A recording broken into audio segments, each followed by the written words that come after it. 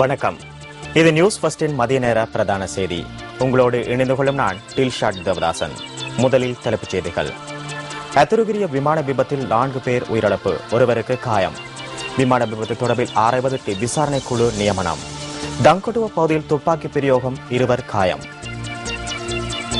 இனி விரிவான செய்திகள். கொழும்பு அத்துருகிரிய ஹோக்கந்தர பகுதியில் ஏற்பட்ட விமான விபத்து தொடர்பில் விசாரணைகளை ஆரம்பிப்பதற்கான குழு ஒன்று நியமிக்கப்பட்டுள்ளதாக விமானப்படை தெரிவிக்கின்றது. இதேவேளை இந்த சம்பவத்தில் காயமடைந்தவர் தேசிய வைத்தியசாலையில் அனுமதிக்கப்பட்டுள்ளதுடன் அவரின் நிலைமை கவலைக்கிடமாக உள்ளதாக தேசிய வைத்தியசாலையின் பணிப்பாளர் அனில் ஜெயசிங்க தெரிவித்தார். இந்த விபத்தில் விமானப்படை அதிகாரியான சத்துரங்க என்பவரை காயமடைந்துள்ளார். அவர் ஸ்ரீ ஜெயவர்த்தனபுரம் வைத்தியசாலையில் அனுமதிக்கப்பட்ட பின்னர் தேசிய வைத்தியசாலைக்கு மாற்றப்பட்டுள்ளார்.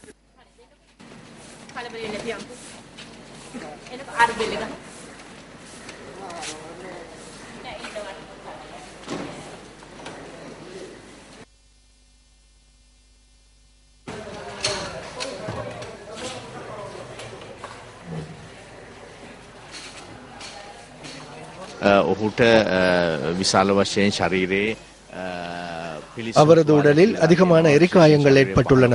உடலின் கீழ்ப்பகுதி மற்றும் தலைப்பகுதி என்பன அதிக காயங்களுக்குள்ளாகியுள்ளன. தற்போது அவருக்கு தீவிர கண்காணிப்பு பிரிவில் சிகிச்சை அளிக்கப்பட்டு வருகின்றது. அவருக்கு சுயநினைவு இருக்கின்றது. அதன் பொருள் அவர் சிறந்த நிலையில் இருக்கின்றார் என்பதல்ல. அவருக்கு சத்திர சிகிச்சைகளும் மேற்கொள்ளப்படுகின்றன. අසාධ්‍ය වන්නට පුළුවන්. එවැනි තත්ත්වයක තමයි ඔහු දැනට සිටින්නේ. பனிமூட்டம் காரணமாக ரத்மலானி விமான நிலையத்தை அண்டிய வான்பரப்பு தெளிவாக காட்சியளிக்கவில்லை என விமான நிலைய கட்டுப்பாட்டு அறைக்கு விமானி அறிவித்துள்ளார். இன்று காலை 6:16 அளவில் இந்த விபத்து இடம்பெற்றுள்ளதாக விமானப்படையின் பேச்சாளர் விங் கமாண்டர் ஹிஹான் செனவிரத்ன தெரிவித்துள்ளார். ஆண்டனோவ் 32 ரக விமானமே விபத்திற்குள்ளாகியுள்ளது.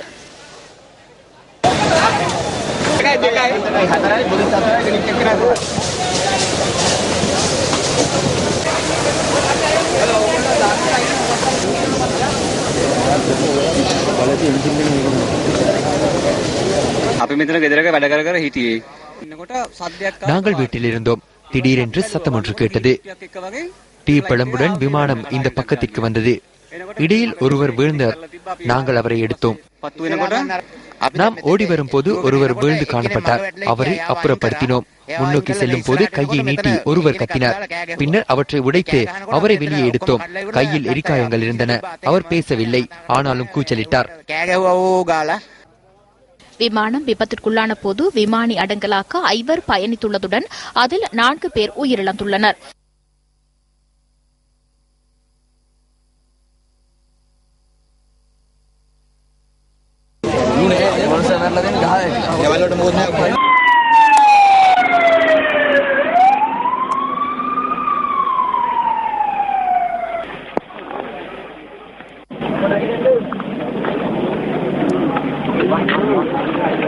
இந்த விபத்தில் 3 வீடுகளுக்கு சேதம் ஏற்பட்டுள்ளதாக போலீஸ் ஊடக பேச்சாளர் போலீஸ் அத்தியட்சகர் அஜித் ரோகன தெரிவித்தார்.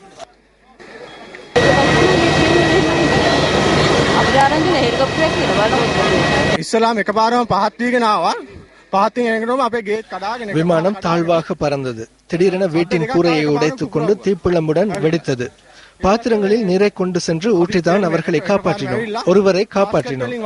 அவர் உள்ளே இருந்து கூச்சலிட்டார்.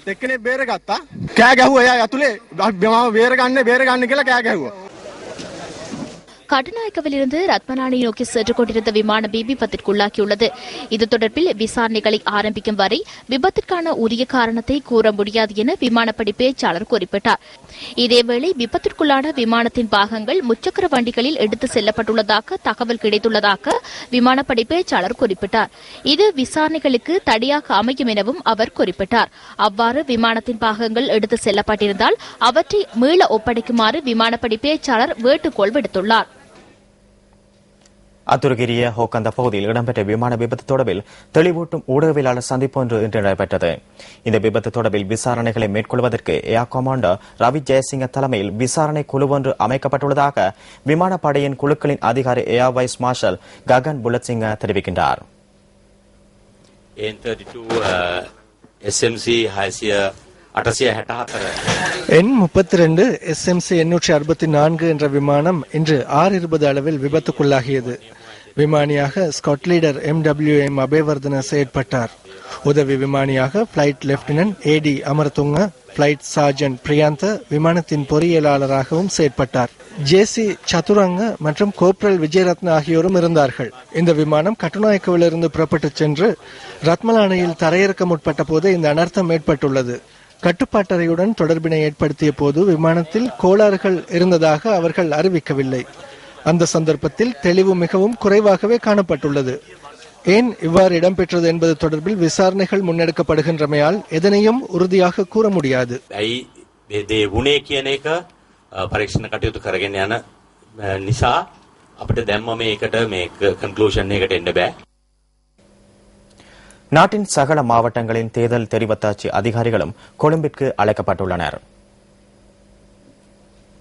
ஜனாதிபதி தேர்தலில் நடாத்துவது தொடர்பில் கலந்துரையாடுவதற்கான நடவடிக்கைகள் எடுக்கப்பட்டுள்ளதாக மேலதிக தேர்தல்கள் ஆணையாளர் யு அமரதாச தெரிவித்தார். இன்று மாலை நடைபெறவுள்ள இந்த கலந்துரையாடலில் தேர்தலில் போட்டியிடும் அரசியல் கட்சிகளின் பொதுச் செயலாளர்கள் மற்றும் கட்சிகளின் பிரதிநிதிகள் கலந்து கொள்ளதாக யு அமரதாச குறிப்பிட்டார். பதாதைகள் மற்றும் சுவரொட்டிகளை அகற்றுவது தொடர்பிலும் தேர்தல் சட்டங்களை நடைமுறைப்படுத்துவது குறித்தும் இதன்போது கலந்துரையாடப்படவுள்ளதாக மேலதிக தேர்தல்கள் ஆணையாளர் யு அமரதாச குறிப்பிட்டார். ஜனாதிபதி தேர்தல் தொடர்பான பிரசார சுவரொட்டிகள், கட்அவுட்கள் மற்றும் பதாதைகளை அகற்றும் வேலை திட்டம் தொடர்பில் அறிக்கை சமர்ப்பிக்குமாறு போலீசாரிடம் மனித உரிமைகள் ஆணைக்குழு கோரிக்கை விடுத்துள்ளது. இந்த விடயம் குறித்து கண்காணிப்பாளர்கள் உள்ளிட்ட தரப்பினரிடமிருந்து கிடைத்துள்ள முறைப்பாடுகள் விசாரணைக்கு உட்படுத்தப்பட்டுள்ளதாக ஆணைக்குழுவின் சட்ட செயலாளர் சட்டத்தரணி நிமல் புஞ்சிஹேவா குறிப்பிடுகின்றார். அரசாங்க உத்தியோகத்தர்களையும் வளங்களையும் முறையற்ற விதத்தில் பயன்படுத்துவதை தடுப்பதற்கான தனியான குழு ஒன்றை ஈடுபடுத்தியுள்ளதாக மனித உரிமைகள் ஆணைக்குழுவின் சட்ட செயலாளர் மேலும் சுட்டிக்காட்டினார். பலேவல பகுதியில் ஐக்கிய தேசிய கட்சியின் ஆதரவாளர் ஒருவரின் வீட்டின் மீது தாக்குதல் மேற்கொள்ளப்பட்டுள்ளது. நேற்றிரவு 12:30 அளவில் சிலர் தம் வீட்டின் மீது தீயிட்டு தப்பி சென்றுள்ளதாகவும் இதனால் வீட்டிற்கு பாரிய சேதம் ஏற்பட்டுள்ளதாகவும் வீட்டின் உரிமையாளர் தெரிவித்துள்ளார். இந்த சம்பவம் தொடர்பில் கலேவல போலீசார் விசாரணைகளை ஆரம்பித்துள்ளனர். அம்மாவுக்கு சத்தம் கேட்டுள்ளது. நாய் குறைத்தது. முன் கதவின் பக்கம் தான் மின்னாடி இருக்கின்றது. அந்த இடத்திற்கு அம்மா வரும்போது அம்மாவின் காலில் சூடுபட்டுள்ளது. உடனடியாக அம்மா பின்னால் வந்து பார்க்கும்போது வீடு எரிந்து கொண்டிருந்தது. தங்கொட்டுவா பகுதியில் மோட்டார் சைக்கிளில் வந்த அடையாளம் தெரியாத சிலர் மேற்கொண்ட துப்பாக்கி பிரயோகத்தில் காயமடைந்த இருவர் வைத்தியசாலையில் அனுமதிக்கப்பட்டுள்ளனர். நேற்றிரவு 8:30 அளவில் இந்த சம்பவம் இடம்பெற்றுள்ளதாக போலீசார் தெரிவித்தனர். அந்த நபர்கள் வீட்டிற்குள் நுழைந்து வீட்டில் இருந்தவர்கள் மீது தாக்குதல் மேற்கொள்வதற்கு முற்பட்டுள்ளனர். இதன்போது துப்பாக்கி பிரயோகம் மேற்கொள்ளப்பட்டுள்ளதாக போலீசார் தெரிவித்தனர். இதன்போது காயமடைந்தவர்கள் நீர்கொழும்பு வைத்தியசாலையில் அனுமதிக்கப்பட்டுள்ளனர்.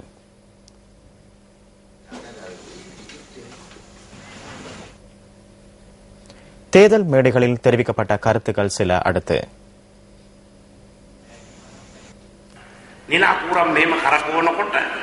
மத்தாப்பை சுழற்றும் போது மிக அழகான வெளிச்சம் ஒன்றை அவதானிக்க முடியும்.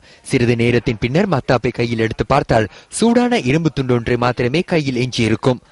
எமது மைந்த சிந்தனையின் கீழ் அணையா விளக்கே இருக்கின்றது. என்னாலும் வெளிச்சம் இருக்கும். அதை தவிர்த்து மத்தாப்பை போன்றதொரு அபிவிருத்தியை இந்த நாட்டில் தயாரிப்பதில்லை.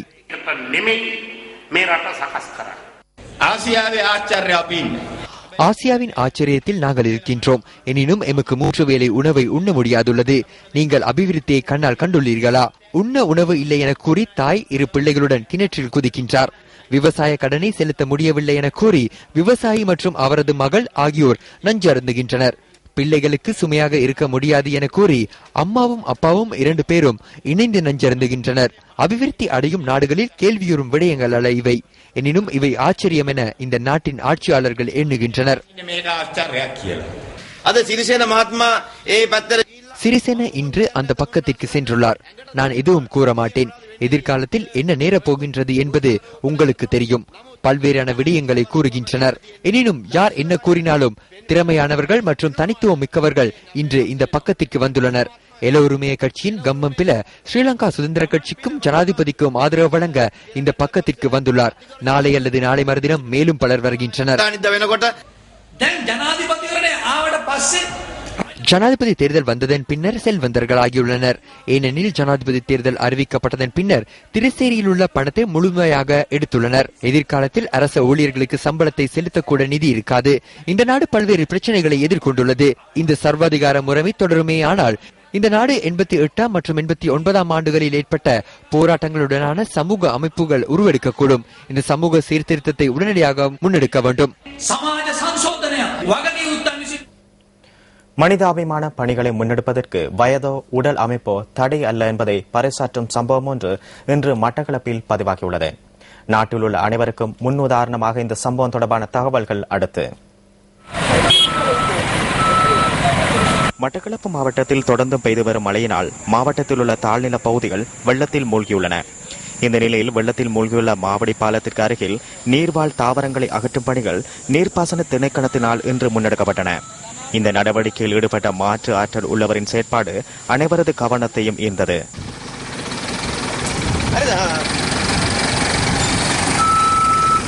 நீரில் மிதக்கும் ஆற்று வாழையின் மீது நடந்து சென்று இவர் நீர் வடிந்தோடுவதற்கு தடையாக உள்ள நீர் தாவரங்களை அகற்றும் பணிகளில் ஆர்வத்துடன் ஈடுபட்டார்.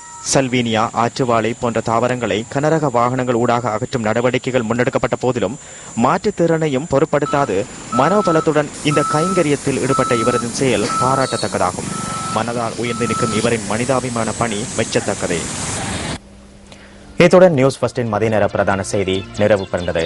நியூஸ் ஃபர்ஸ்டின் மணித்தியாளர் செய்தியை 2:25 எதிர்பாருங்கள். வணக்கம்.